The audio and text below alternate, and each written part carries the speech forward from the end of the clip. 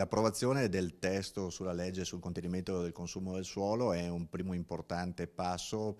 per iniziare quel percorso virtuoso che deve portarci entro il 2050 al contenimento e al saldo zero del consumo del suolo, che, come ripeto, è una direttiva del 2050.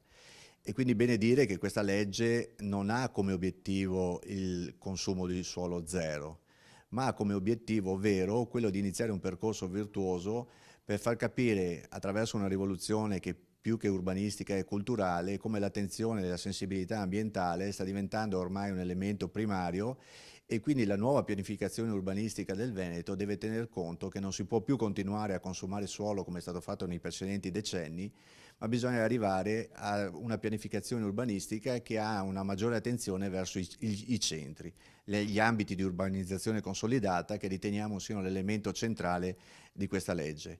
È una legge che ha avuto una partecipazione importante, molte audizioni, molte osservazioni, un contributo straordinario da parte di Urban Meta, questa associazione di albi e di associazioni, che ci ha permesso di avere degli spunti importanti soprattutto nel tema delle definizioni.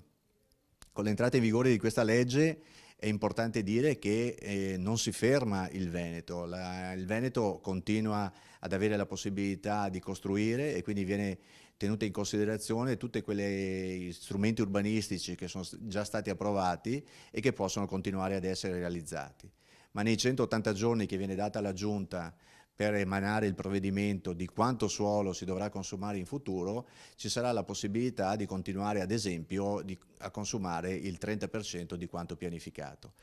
Una fase transitoria che però si deve chiudere nei 180 giorni e in quei 180 giorni i comuni, dopo aver adeguato, potranno continuare, secondo le indicazioni della Giunta, a prevedere nuove aree di espansione e quindi a consumare suolo secondo, ripeto, le indicazioni date dalla Giunta regionale del Veneto.